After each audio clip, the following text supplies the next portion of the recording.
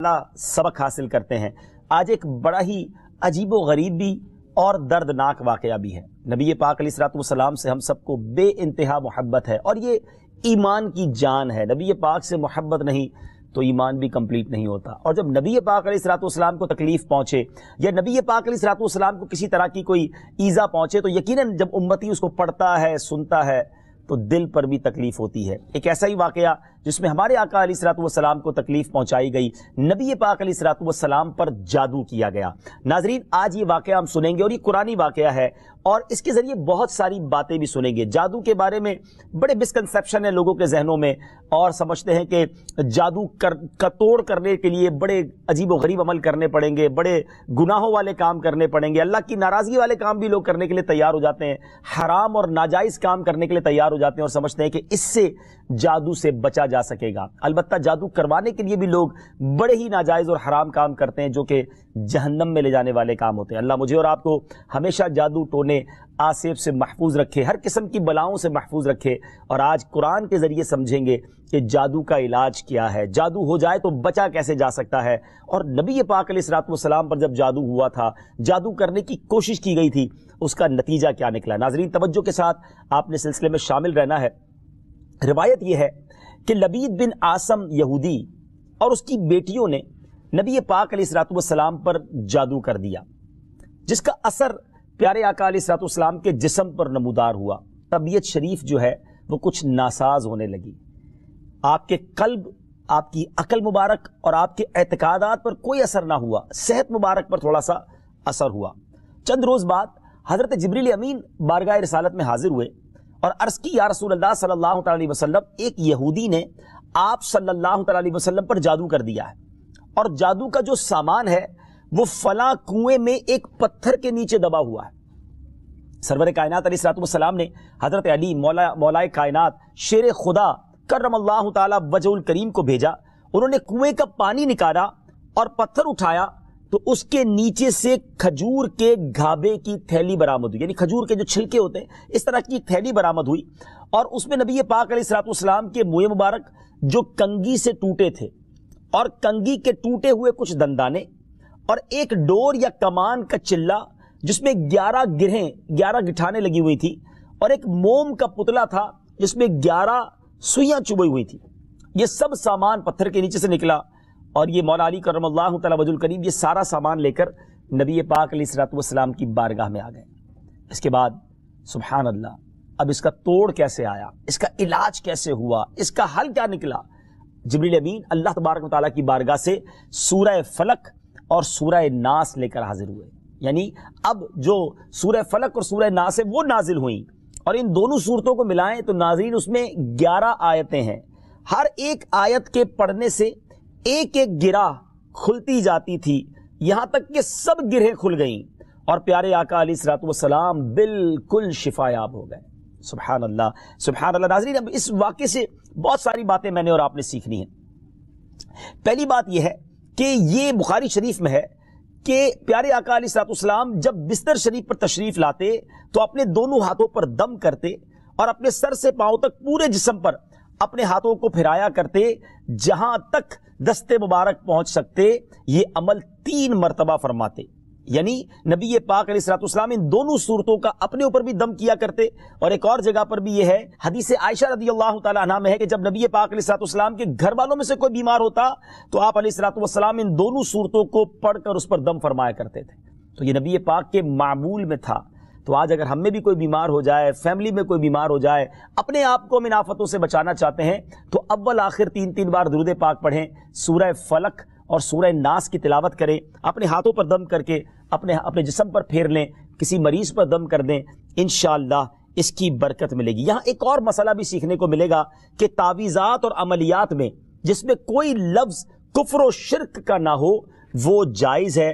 اسی طرح گنڈے بنانا اور ان پر گرہیں لگا کر آیات قرآن اور اسماء الہیہ پڑھ کر پھونک مارنا بھی جائز ہے، یعنی تعویذات اگر شرک سے پاک ہیں، اگر کفریہ کلمات سے پاک ہیں تو وہ کرنے میں کوئی حرج نہیں، وظائف کرنے میں کوئی حرج نہیں، یہ قرآن و حدیث سے ثابت ہے اور آپ نے یہ سنا۔ ناظرین، سیکھنے کو کیا مل رہا ہے؟ خلاصہ یہ ہوا کہ سورہ فلق یعنی قل اعوذ برب الفلق اور قل اعوذ برب الناس، یہ دونوں صورتیں جن اور شیاطین، نظر بد اور آسیب اور تمام امراض خصوصاً جادو ٹونے کا مجرب علاج ہیں۔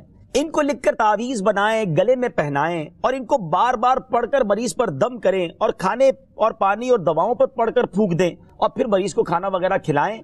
انشاءاللہ عز و جل ہر مرض اور بالخصوص جادو ٹونا دفع ہو جائے گا، مریض شفا یاب ہو جائے گا۔ اسی طرح قرآن مجید کی دوسری تمام صورتوں کی خصوصی خواص ہیں جن کو بہت خوبصورت کتاب جنتی زیور ہے اس میں بھی آپ پڑھ سکتے ہیں ناظرین۔ اسی طرح ہمیں چاہیے کہ قرآن پاک کی تلاوت کرتے رہیں۔ قرآن پاک کی ہر حرف میں شفا ہے، برکتیں ہیں، اور آج خاص طور پہ ہمارے ناظرین کو گویا وظیفہ، قرآنی وظیفہ مل رہا ہے۔ بہت سارے ناظرین یہ گزارش کرتے ہیں کہ ہمیں کوئی وظیفہ بتایا جائے، تو دیکھیں آج تو قرآن کے ذریعے، اور وہ وظیفہ جو نبی پاک کو رب کی طرف سے عطا ہوا، پیارے آقا علیہ الصلوۃ والسلام کو بھی شفا نصیب ہوئی، تو ہمیں ضرور اس کو اپنانا چاہیے۔ ناظرین، اس سے پہلے کہ میں مزید اس معاملے میں آگے بڑھوں، میں چاہتا ہوں کہ دونوں صورتوں کی تلاوت اور اس کا ترجمہ پہلے سن لیتے ہیں اور پھر مزید اس بارے میں بات کرتے ہیں کہ اس حیرت انگیز واقعے سے مجھے اور آپ کو مزید کیا سیکھنے کو ملتا ہے۔ پہلے سورہ فلق کی تلاوت ہوگی، سورہ ناس کی تلاوت ہوگی۔ میں یہاں ایک اور بات بھی کہنا چاہوں گا، کچھ لوگ یہ کہتے ہیں جناب ہم وظیفہ کرتے ہیں اثر نہیں ہوتا،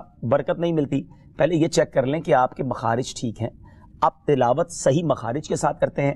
تو اب جو تلاوت آپ سنیں گے نا، تو اس میں یہ بھی چیک کر لیں کہ آپ کیا اسی طرح کے تلفظ کے ساتھ پڑھتے ہیں، اور اگر مسٹیک کر رہے ہیں تو قرآن پاک صحیح طریقے سے پڑھیے، پھر دیکھیے اس کی کیسی برکتیں ملتی ہیں۔ آئیے سورہ فلق اور سورہ ناس کی تلاوت اور اس کا ترجمہ۔ قل اعوذ برب الفلق من شر ما خلق ومن شر غاسق اذا وقب ومن شر النفاثات في العقد ومن شر حاسد اذا حسد۔ تم فرماؤ میں اس کی پناہ لیتا ہوں جو صبح کا پیدا کرنے والا ہے، اس کی سب مخلوق کے شر سے، اور اندھیری ڈالنے والے کے شر سے جب وہ ڈوبے، اور ان عورتوں کے شر سے جو گروہ میں پھونکتی ہیں، اور حسد والے کے شر سے جب وہ مجھ سے جلے۔ قل اعوذ برب الناس ملک الناس الہ الناس من شر الوسواس الخناس الذي يوسوس في صدور الناس من الجنة والناس۔ تم کہو میں اس کی پناہ میں آیا جو سب لوگوں کا رب، سب لوگوں کا بادشاہ، سب لوگوں کا خدا، اس کے شر سے جو دل میں برے خطرے ڈالے اور دبک رہے، وہ جو لوگوں کے دلوں میں وسوسے ڈالتے ہیں، جن اور آدمی۔ ناظرین، سورہ فلق اور سورہ ناس کے بے شمار فضائل و برکات ہیں۔ ایک اور حدیث پاک سنیے، حضرت عبداللہ بن خبیب رضی اللہ تعالیٰ عنہ فرماتے ہیں کہ ہم پر ہلکی بارش ہوئی اور اس وقت اندھیرا چھایا ہوا تھا، اور ہم پیارے آقا علیہ الصلوۃ والسلام کا انتظار کر رہے تھے کہ وہ آ کر ہمیں نماز پڑھائیں۔ پھر نبی پاک علیہ الصلوۃ والسلام ہمیں نماز پڑھانے کے لیے تشریف لائے اور ارشاد فرمایا پڑھو۔ میں نے عرض کی کیا پڑھوں؟ ارشاد فرمایا صبح و شام 3 بار قل هو اللہ احد، قل اعوذ برب الفلق اور قل اعوذ برب الناس پڑھو، ان کی تلاوت کرنا تمہیں ہر بری چیز سے بچائے گا۔ چلیں ایک اور وظیفہ مل گیا، سورہ اخلاص کو بھی شامل کر لیں، تو صبح و شام پڑھیں تو انشاءاللہ بری آفتوں سے، مصیبتوں سے، جادو ٹونے سے، آسیب سے، ان طرح کی بلاؤں سے انشاءاللہ محفوظ رہیں گے۔ ناظرین، یہاں کچھ مسائل بھی سیکھ لیتے ہیں۔ حضرت اسماء بنت امیس رضی اللہ تعالیٰ عنہ نے عرض کی یا رسول اللہ صلی اللہ تعالیٰ علیہ وسلم، جعفر کے بچوں کو جلد نظر ہوتی ہے، کیا مجھے اجازت ہے کہ ان کے لیے عمل کروں؟ نبی پاک علیہ الصلوۃ والسلام نے اجازت عطا فرمائی۔ تو سیکھنے کو یہ ملا کہ تعویذ اور عملیات جن میں کفر و شرک نہ ہو، کوئی کلمہ ناجائز نہ ہو، تو اس میں جو ہے وہ تعویذ کرنا، عمل کرنا جائز ہے، اور خاص کر وہ عمل جو آیات قرآنیہ سے کیے جائیں یا احادیث میں وارد ہوئے ہوں۔ اسی طرح چند مسائل بھی سیکھنے کو ملے۔ یہ دونوں صورتیں جو ہیں ان کے شان نزول سے ہمیں معلومات کیا ملتی ہیں؟ نمبر 1، جادو اور اس کی تاثیر حق ہے۔ کچھ لوگ جادو کا انکار کر دیتے ہیں، یہ درست نہیں ہے۔ جادو اور اس کی تاثیر حق ہے کیونکہ قرآن میں اس کا ذکر ہے، اور نبی پاک علیہ الصلوۃ والسلام پر بھی آپ کی صحت مبارک پر اس کا اثر ہوا۔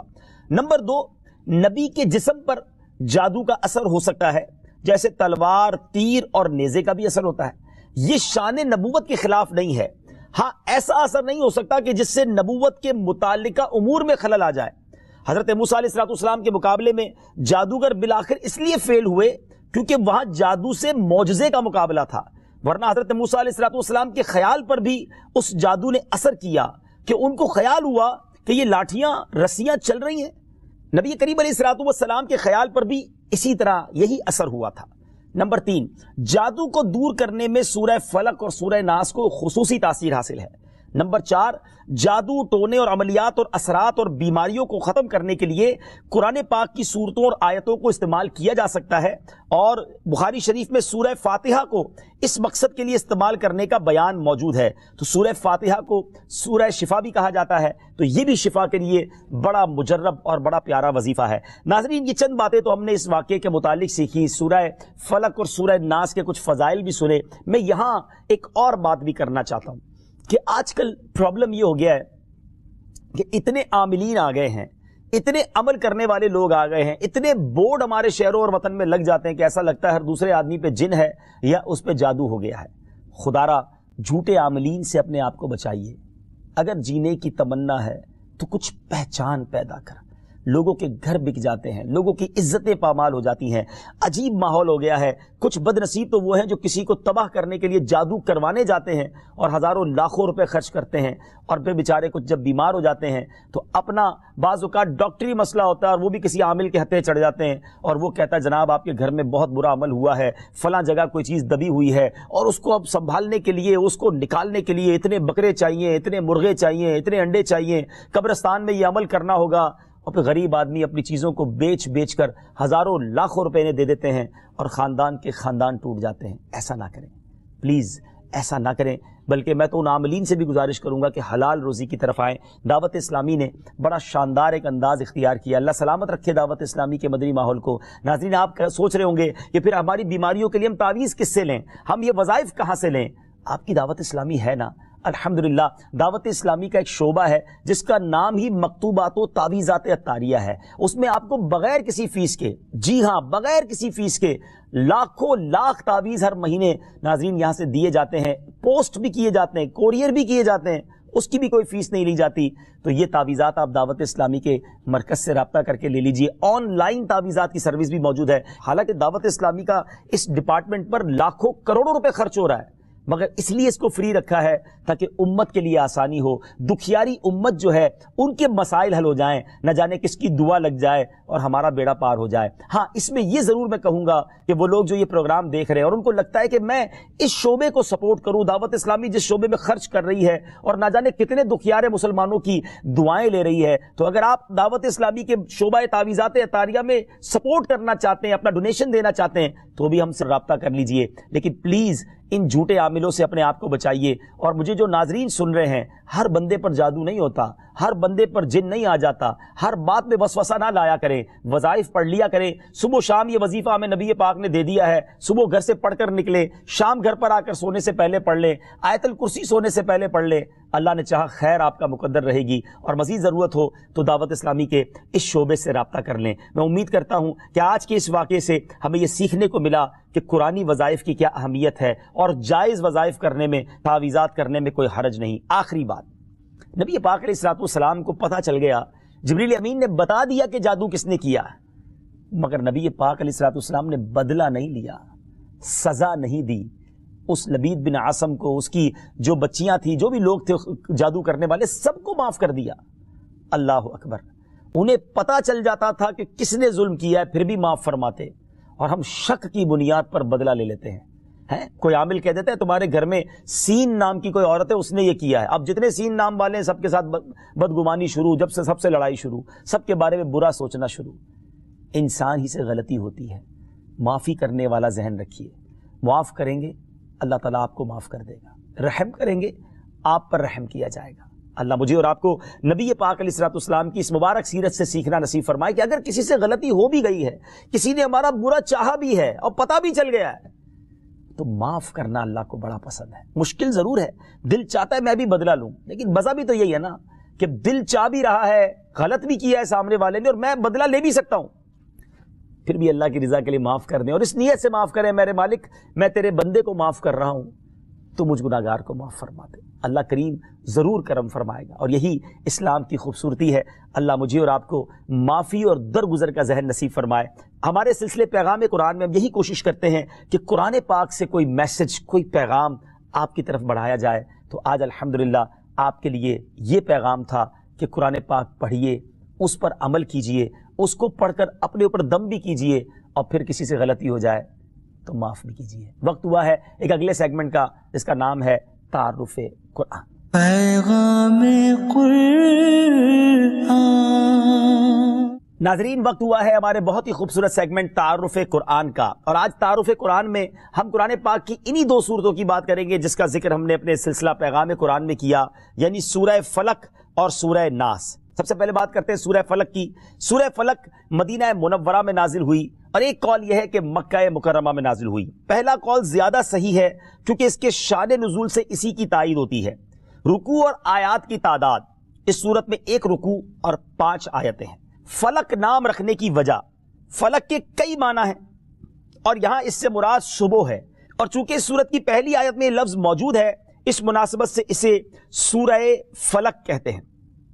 پیارے آقا علیہ الصلوۃ والسلام نے ایک بار اس سورت کے بارے میں ارشاد فرمایا، کیا تم نے نہیں دیکھا کہ آج رات مجھ پر ایسی آیتیں نازل ہوئی ہیں جن کی مثل نہیں دیکھی گئی؟ وہ آیتیں قل اعوذ برب الفلق سورت کے آخر تک، اور قل اعوذ برب الناس سورت کے آخر تک ہے۔ سبحان اللہ۔ تو اس سورت کے بارے میں بڑے فضائل نبی پاک علیہ الصلوۃ والسلام نے ارشاد فرمائے۔ ایک بار حضرت عابس جوہنی رضی اللہ تعالیٰ عنہ سے روایت ہے کہ نبی پاک علیہ الصلوۃ والسلام نے ارشاد فرمایا، میں تمہیں وہ کلمات نہ بتاؤں جو شریر جنات اور نظر بد سے اللہ تعالیٰ کی پناہ طلب کرنے میں سب سے افضل ہیں؟